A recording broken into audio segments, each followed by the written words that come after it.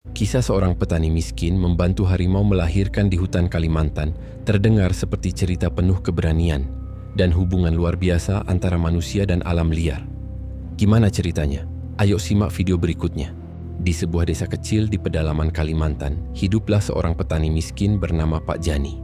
Ia tinggal sendirian di sebuah gubuk sederhana di tengah hutan, mengandalkan hasil bertani kecil-kecilan dan memetik buah-buahan liar untuk bertahan hidup. Pak Jani dikenal sebagai orang yang ramah dan sangat menghormati alam, termasuk hewan-hewan liar yang sering melintas di sekitar ladangnya. Suatu malam, ketika bulan bersinar redup di atas hutan, Pak Jani mendengar suara rintihan aneh dari kejauhan. Suara itu seperti hewan yang sedang kesakitan. Dengan membawa obor kecil dan keberanian yang besar, ia memutuskan untuk mencari tahu apa yang terjadi. Setelah menembus semak-semak dan pepohonan, ia menemukan seekor harimau betina besar tergeletak di atas tanah. Harimau itu tampak lemah dan sedang mengalami kesulitan melahirkan. Pak Jani, meski diliputi rasa takut, tidak tega meninggalkan hewan itu. Ia menyadari bahwa harimau ini membutuhkan bantuan. Dengan hati-hati, ia mendekat sambil berbisik lembut, mencoba menenangkan harimau tersebut. Dalam beberapa jam yang penuh ketegangan, Pak Jani membantu harimau itu melahirkan seekor anak yang sehat. Setelah proses melahirkan selesai, harimau betina itu menatap Pak Jani dengan mata yang seolah-olah penuh rasa terima kasih. Ia tidak menunjukkan tanda-tanda agresif, melainkan membiarkan Pak Jani pergi dengan selamat. Pak Jani kembali ke rumahnya, merasa lega dan bersyukur karena telah membantu makhluk yang membutuhkan pertolongannya. Keesokan harinya, kejadian aneh terjadi. Harimau betina itu muncul di dekat gubuk Pak Jani sebagai minta terima kasih. Hal ini berlangsung beberapa kali, seolah-olah harimau tersebut menganggap Pak Jani sebagai bagian dari keluarganya. Setelah beberapa waktu berlalu, hubungan antara Pak Jani dan harimau betina itu semakin menguat. Harimau tersebut, yang kini sering disebut Si Belang oleh Pak Jani, sering terlihat bermain dengan anak-anaknya di dekat ladang kecil milik Pak Jani. Si Belang tampak seperti penjaga hutan yang setia, memastikan tidak ada binatang liar lain yang mengganggu Pak Jani. Bahkan, suara aumannya yang bergema di malam hari menjadi peringatan bagi hewan lain untuk menjauh. Namun, masalah muncul ketika sekelompok pemburu liar mulai masuk ke hutan. Mereka mendengar rumor tentang seekor harimau besar yang sering berkeliaran di desa itu.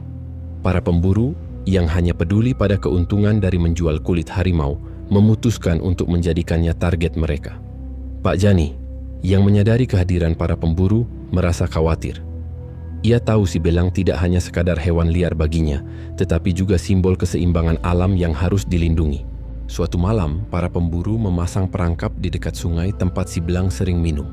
Pak Jani, yang merasa ada yang tidak beres, memutuskan untuk menyusuri jejak para pemburu. Ia menemukan perangkap itu dan segera berusaha membongkarnya. Namun sayangnya para pemburu memergoki tindakannya. Mereka mengancam Pak Jani, mengatakan bahwa ia tidak punya hak untuk ikut campur.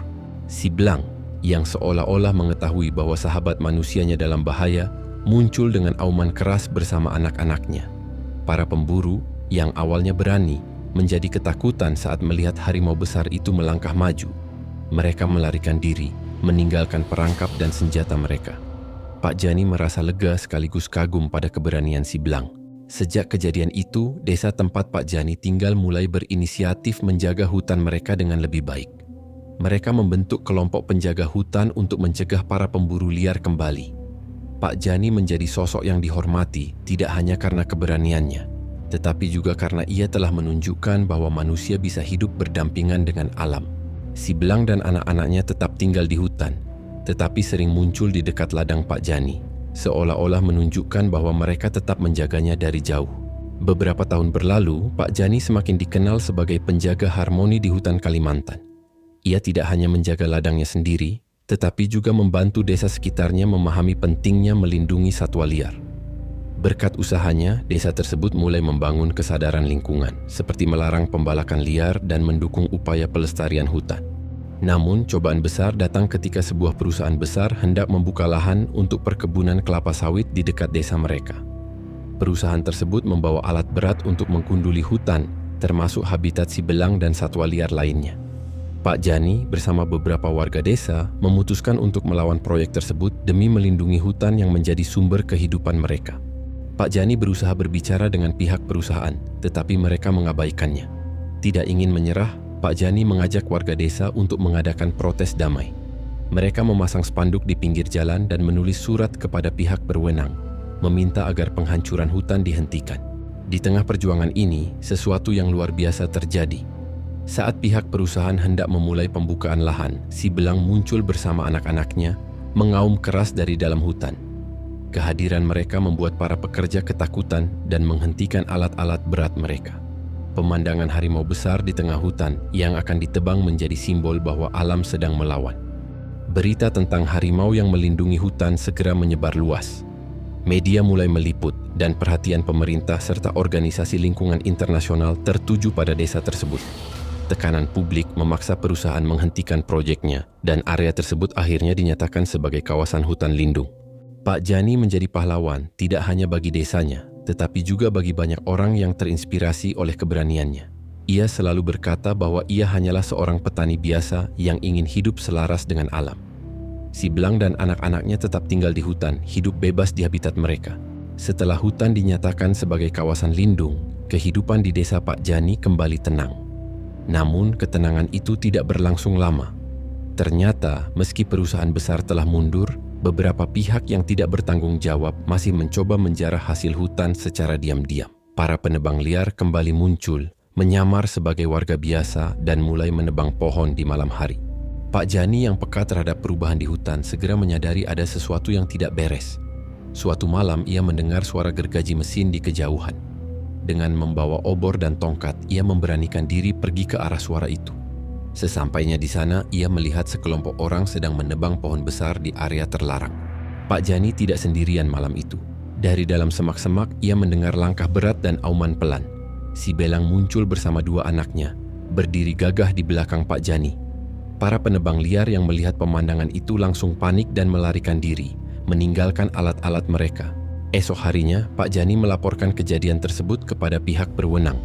Dengan bantuan organisasi lingkungan, patroli rutin mulai dilakukan di sekitar kawasan hutan lindung. Kehadiran si belang yang sering terlihat di sekitar wilayah itu juga menjadi perlindungan alami, membuat siapapun berpikir dua kali sebelum merusak hutan. Pak Jani kemudian diundang ke berbagai tempat untuk menceritakan pengalamannya. Kisahnya tidak hanya menjadi inspirasi bagi desa-desa lain di Kalimantan, tetapi juga bagi masyarakat luas yang mulai menyadari pentingnya menjaga keseimbangan alam. Ia sering mengatakan bahwa hutan bukan hanya milik manusia, tetapi juga rumah bagi makhluk lain yang telah lebih dulu tinggal di sana. Beberapa tahun kemudian, hutan di sekitar desa itu mulai pulih. Suara burung, deretan pepohonan rimbun, dan aliran sungai yang jernih menjadi bukti bahwa perjuangan Pak Jani dan desanya tidak sia-sia. Si belang, meski jarang terlihat, tetap meninggalkan jejaknya sebagai pengingat bahwa alam akan selalu melindungi mereka yang melindunginya. Pak Jani akhirnya menghabiskan masa tuanya di gubuk kecilnya, dikelilingi oleh alam yang ia cintai. Kisahnya diwariskan dari generasi ke generasi, menjadi legenda tentang manusia sederhana yang mengubah dunia dengan kebaikan hati, keberanian, dan cinta terhadap alam. Akhir dari kisah Pak Jani dan si belang menjadi legenda yang terus dikenang oleh generasi berikutnya. Setelah kepergian Pak Jani, desa itu memberikan namanya pada hutan yang ia perjuangkan. Hutan Jani kini menjadi kawasan lindung resmi yang tidak hanya melestarikan flora dan fauna, tetapi juga menjadi simbol perjuangan manusia yang bersahabat dengan alam. Si belang dan keturunannya tetap hidup di dalam hutan tersebut, menjaga keseimbangannya dengan cara alami. Suara auman mereka di malam hari dianggap oleh penduduk desa sebagai pesan dari alam bahwa hutan tetap dijaga dan dilindungi. Pak Jani mungkin telah tiada, tetapi semangatnya hidup dalam jiwa setiap orang yang mendengar kisahnya. Anak-anak desa tumbuh besar dengan cerita tentang petani sederhana yang berani membantu seekor harimau meskipun hidupnya penuh kesulitan. Mereka belajar bahwa kebaikan hati, keberanian, dan cinta kepada alam dapat mengubah dunia menjadi tempat yang lebih baik. Di tengah rindangnya pohon-pohon tua di hutan Jani, terdapat sebuah batu besar dengan ukiran sederhana. Di sini seorang manusia biasa hidup berdampingan dengan alam, mengajarkan kita arti keberanian dan cinta sejati. Dan dengan itu, kisah Pak Jani dan si belang menjadi abadi, bukan hanya di hati para penduduk desa, tetapi juga dalam sejarah yang menginspirasi dunia untuk hidup lebih harmonis dengan alam. Berakhir sudah kisah ini, tetapi pelajarannya akan terus hidup selamanya. Ayo dukung channel ini dengan cara subscribe, like, dan komen.